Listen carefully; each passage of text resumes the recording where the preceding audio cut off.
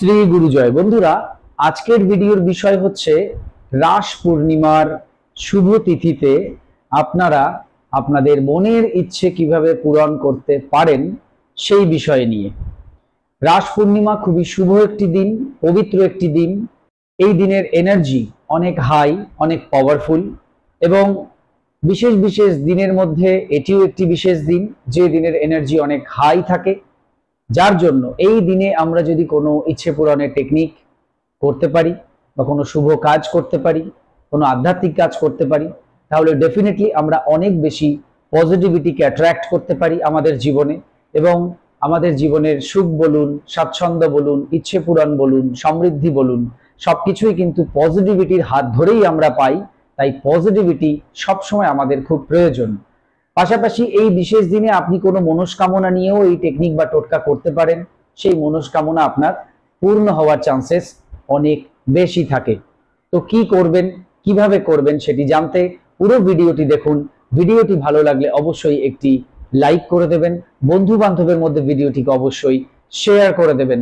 চ্যানেলটিকে সাবস্ক্রাইব করে পাশে থাকা বেল আইকনে ক্লিক করে অল অপশনটি অবশ্যই সিলেক্ট করে রাখবেন যিনি ফার্স্ট টাইম এই চ্যানেল ভিজিট করছেন অর্থাৎ এই ভিডিওটি দেখছেন।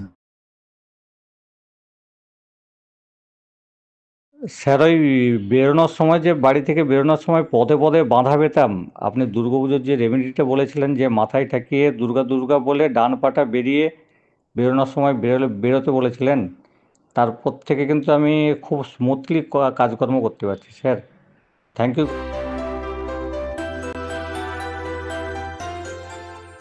নমস্কার দর্শক বন্ধুরা, আপনাদের সকলকে আরো একবার রেইকি বার্তায় স্বাগত জানাচ্ছি। আমি আপনাদের বন্ধু শ্রী মিঠুন রয়, রেইকি গ্র্যান্ড মাস্টার। আপনারা নিশ্চয়ই ভালো আছেন, আমিও খুব ভালো আছি। বন্ধুরা, যেমন বলছিলাম, শুভ রাস পূর্ণিমার শুভ তিথিতে আপনারা আপনাদের মনের ইচ্ছে পূরণ করার জন্য টেকনিক টোটকা করতে পারেন।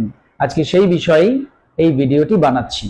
ভিডিওটি বিস্তারিত আলোচনা করার শুরুতে আপনাদের সকলকে শুভ রাস পূর্ণিমা তিথির অনেক অনেক শুভেচ্ছা ও অভিনন্দন জানাচ্ছি। যারা আমার গুরু ভাই গুরু বোন রয়েছেন অর্থাৎ যারা শ্রীগুরু সঙ্গের সঙ্গে যুক্ত রয়েছেন তাদের সকলকে আরো একবার শ্রীগুরু জয় সম্ভাষণ জানাচ্ছি। আজকের ভিডিওতে মূলত আমরা ইচ্ছে পূরণের জন্য কিছু বিষয় করব, যেখানে প্রধান হবে আপনার ভক্তি, আপনার শ্রদ্ধা, আপনার বিশ্বাস। এবং এই দিনটি আপনারা সবাই জানেন খুবই পজিটিভ একটি দিন এবং এই দিনের মাহাত্ম্য আলাদা করে বলে দেওয়ার কিছু নেই। তো এই দিনকে আমরা শুভ কাজের জন্য ব্যবহার অবশ্যই করতে পারি।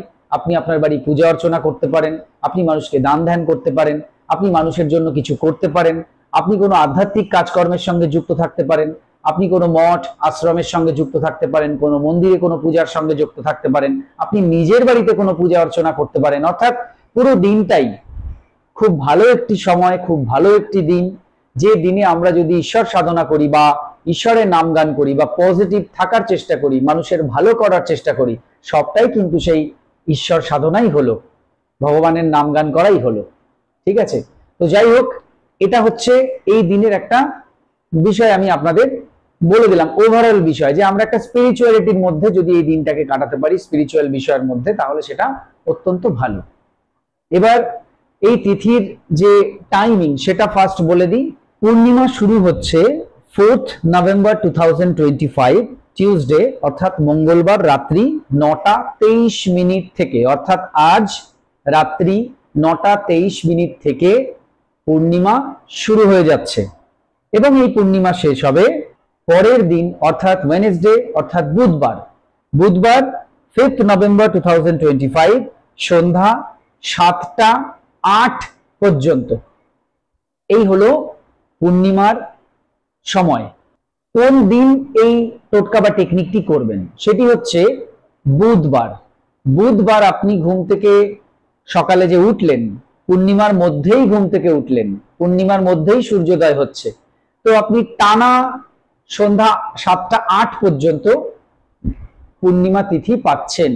এবার এই পুরো দিনের মধ্যে আপনি 3বার রিপিট করবেন যে বিষয়টি আমি এখানে বলবো। ধরুন সকাল যদি 7টার সময় আপনি করছেন, তাহলে 8টার সময় একবার করুন, 9টার সময় একবার করুন। যদি ভোর 6টায় করছেন তাহলে 6, 7টা একবার করুন, 8টা একবার করুন। ঠিক আছে, যাদের ধরুন অফিসে যাওয়ার আছে, অফিসে যাওয়ার আগে আপনি ভোরবেলা উঠে এই কাজটি কিন্তু 3বার করতে পারেন। যাদের ধরুন খুব তাড়া আছে এবং মনে করছেন অফিসে যাওয়ার আগেই আমি 3বার করে যাব, সেক্ষেত্রে আপনাদের বলবো আপনারা 30 মিনিটের গ্যাপ দিয়েও করতে পারেন। তো ধরুন সকাল 7টায় করলেন, 7:30টায় করলেন, 8টায় করলেন, তাহলে হয়ে গেল 3বার করা। বুঝতে পেরেছেন? আর কেউ যদি এরকম আছেন যে ধরুন 3বার করতে পারছেন না কোনোভাবে, সে একবারই করবেন। ঠিক আছে, যার মনে হচ্ছে যে আমি 3বার কোনোভাবেই করে উঠতে পারবো না, কিন্তু আমি একবার অবশ্যই করতে পারি, তো আপনিও কেন বঞ্চিত হবেন, আপনি একবারই করুন। বুধবার শুদ্ধ বস্ত্রে, শুদ্ধাচারে, নিরামিষ আহার গ্রহণ করে বা উপবাস করে, যারা উপবাস করছেন বহু বছর ধরে তারা উপবাস করবেন, পূর্ব মুখে অথবা উত্তর মুখে একটি আসনে বসবেন। ঠাকুর ঘরে বসতে পারেন বা এমনি কোনো জায়গায়ও বসতে পারেন, কোনো ঘরে। কল্পনায় রাধা কৃষ্ণের যুগল মূর্তি দেখবেন। কল্পনায় চোখ বন্ধ করে রাধা কৃষ্ণের যুগল মূর্তি কল্পনায় দেখার চেষ্টা করুন। বুঝতে পেরেছেন? নিশ্চয়ই সবাই দেখতে পাচ্ছেন। তো ওই দিনও এটা করতে হবে, কল্পনায় দেখতে হবে।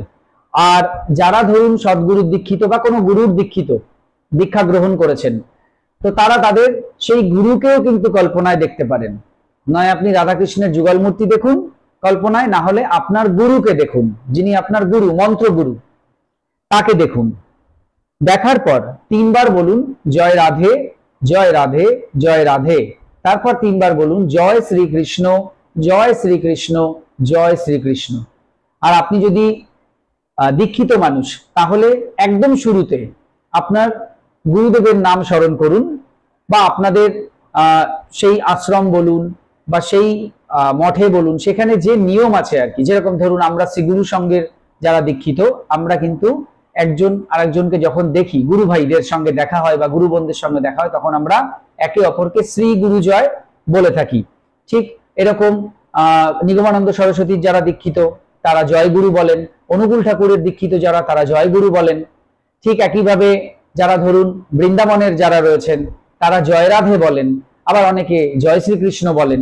অর্থাৎ এই যে ট্র্যাডিশনটা, অর্থাৎ আপনি যে স্মরণ করছেন ওই কথাটির মাধ্যমে, ওই বাক্যটির মাধ্যমে, তো সেটিকে প্রথম করুন। অর্থাৎ আমি যদি করি, তাহলে আমি কল্পনায় আমি আমার শ্রী গুরুদেবের বিগ্রহ কল্পনা করব, তারপর আমি শ্রী গুরু জয়, শ্রী গুরু জয়, শ্রী গুরু জয় 3বার বলবো, বা ওম শ্রী গুরু জয়, ওম শ্রী গুরু জয়, ওম শ্রী গুরু জয় 3বার বলবো।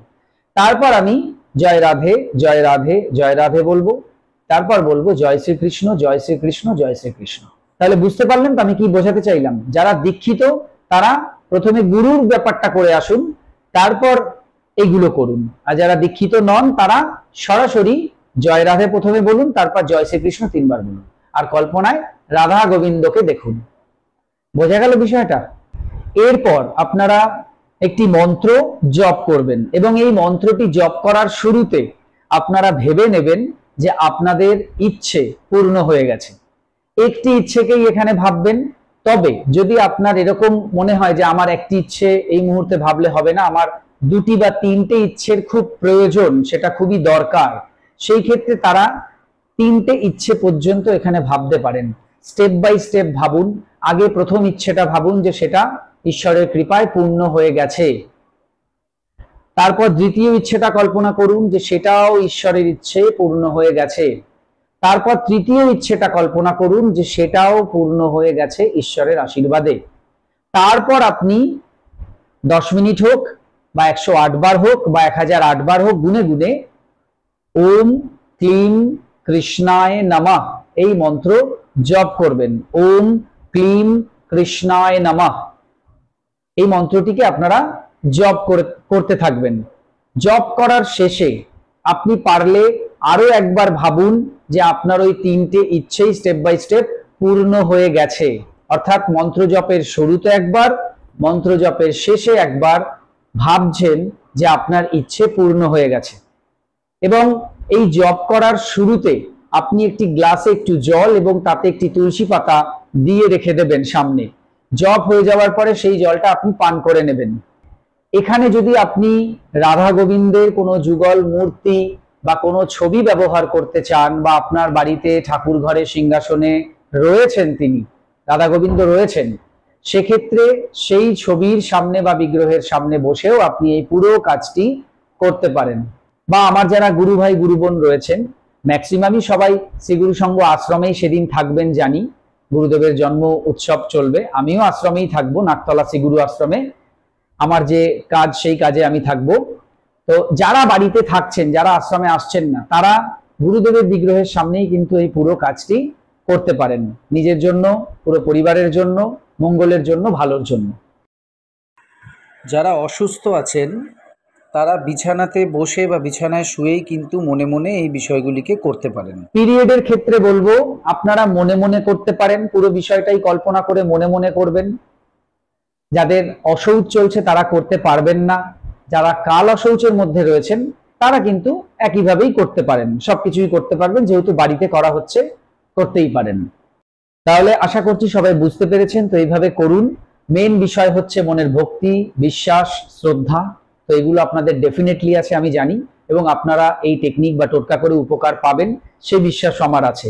আপনারা কে কতটুকু উপকার পেলেন সেটা পরে কমেন্ট বক্সে অবশ্যই জানিয়ে যেতে পারেন। আপাতত কমেন্ট বক্সে thank you universe, Shri Guru জয়, জয় শ্রীকৃষ্ণ, রাধে রাধে, যার যেটা ভালো লাগে সে তার ঈশ্বরের নাম, হর হর মহাদেব, যার যেটা ভালো লাগে সে সেটা কমেন্ট বক্সে অবশ্যই লিখে যেতে পারেন।